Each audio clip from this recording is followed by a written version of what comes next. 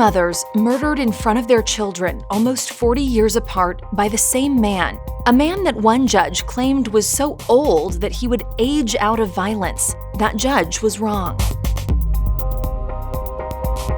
Kimberly Dobbie was on a routine trip to the laundromat with her twin boys. She was taking a phone call outside when security footage captured the moment 76-year-old Albert Flick stabbed her to death on a street in Lewiston, Maine. He wasn't trying to get away with anything. Did it in broad daylight in front of dozens of witnesses. Laura Kirkland had befriended Kimberly and her sons while they were all living at Hope Haven, a shelter in Lewiston, Maine. The perkiest person I've ever met. I've never seen anyone with that much energy in my life. The day of the murder, Laura had eaten breakfast with Kimberly and her boys. My friend Lori called me that morning and said that she had heard something, a woman who had been stabbed in front of her kids, and she was thinking that it might be Kim. I'm just glad I got to hug her that morning. Kimberly's friends knew of Flick. They had gotten to know him at the local library where they often spent their days. He seemed harmless. I don't think anyone saw him as a threat. He was average height, kind of small and elderly. He knew how to act in public. He didn't stick out. According to her friends, Flick took particular notice of Kimberly. He told me probably about a month after Kim got there that he saw her and that he was blown away by her beauty. He wasn't weird, really, except for just kind of following her around like a lost puppy. But she just started getting annoyed by his constant attention and not leaving him alone. And finally, Kathy, another woman who was there with us, and I told her, and Lori too, you need to tell this guy, stop. So she did, but again, so nice. She never saw the bad in anybody. I saw the bad in him from the first day, and I didn't like him. Police found no record of her reporting his increasingly persistent behavior, and Kimberly and her friends were oblivious to his past. No one knew his past. Even the police department had no idea that he had murdered his first wife. In 1979, after Flick's wife Sandra served him with divorce papers, he killed her with a knife in front of her daughter. He was sentenced to 30 years in prison. He served 21 years and was let out in 2000 for good behavior. Over the next decade, Flick amassed a rap sheet that included criminal threatening, assault, and violating probation. In 2010, while on probation, Flick was in court yet again for assaulting a woman with a knife. He pleaded guilty, and at his sentencing, the prosecutor fought for a long prison stay. I know that the defendant is an older man and that the court and society may think that this individual is going to stop committing crimes, especially crimes against women and violent crimes against women with weapons.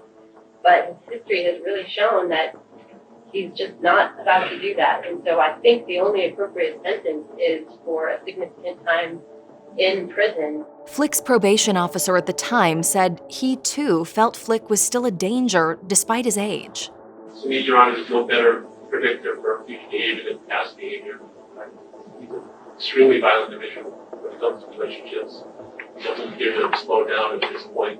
I don't see him slowing down in the near future. When you have a probation officer who's saying that this person is going to be violent, to me that's a very big red flag. Judge Robert Crawley felt differently. He sentenced Flick to just under 3 years.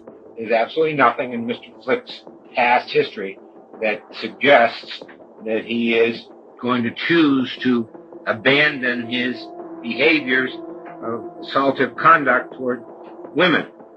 However, from his appearance and the fact of the date of his birth, he will be 72 or 73 when released from the probation revocation.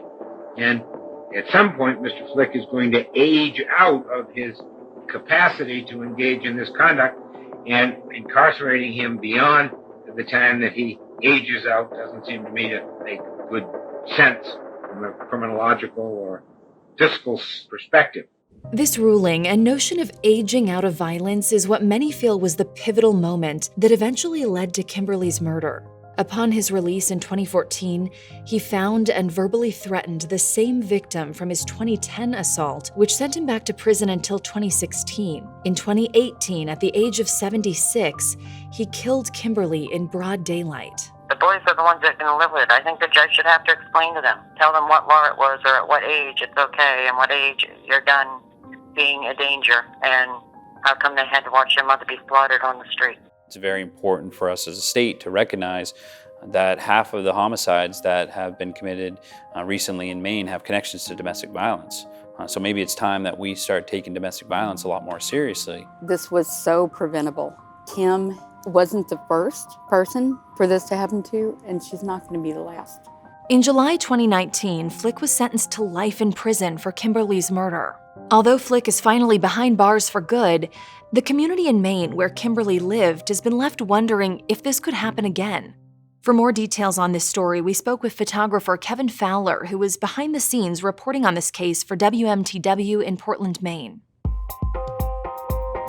I think this whole, the whole idea that somebody can be, murdered in broad daylight in a street full of people in front of a busy laundromat, it was shocking to the community. I think also, too, to see the security camera footage, it makes it all that much more real. And to see her walking and then he kind of walks by and then you see people running to try and rescue her and stop the incident. That, I think, made it really visceral for people to see.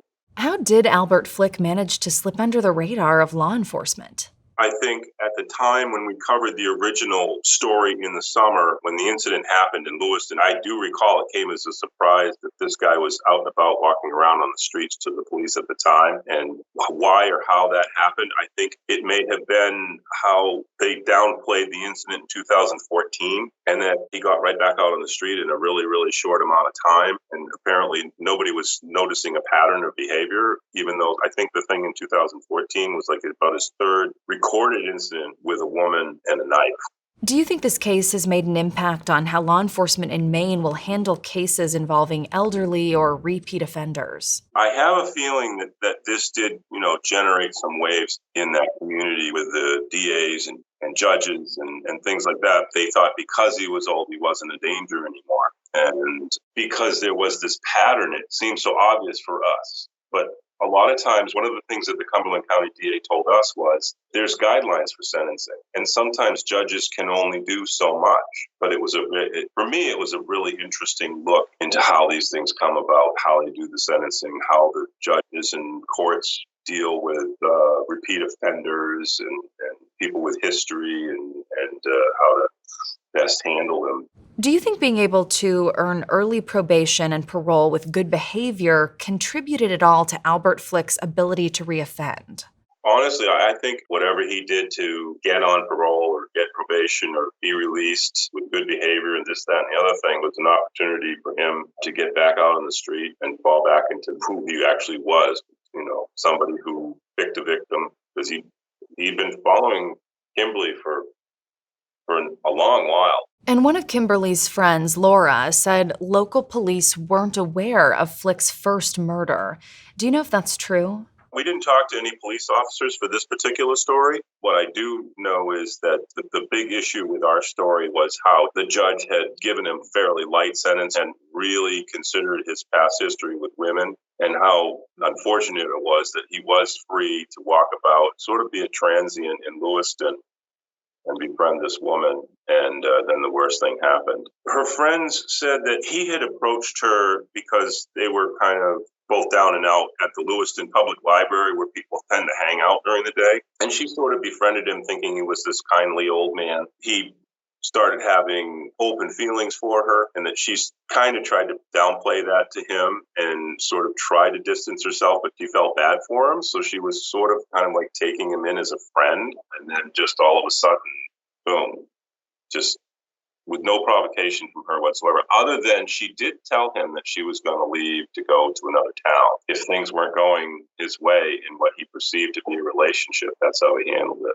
Is there anything important we can take away from this case? For me, it left a lot of questions on the table in terms of, did anybody learn anything from this in terms of the people who are going to have to make decisions like this again in the future. And, it's not unheard of that somebody got a lighter sentence or got released because it looked like things were going to be okay, and the next thing they do is reoffend. And nobody has a crystal ball that can see if that's going to work. And I'm sure that a lot of times that their rehabilitation either in jail or a psychiatric hospital has worked, and they do assimilate back into society. But at a certain point, you can only do so much.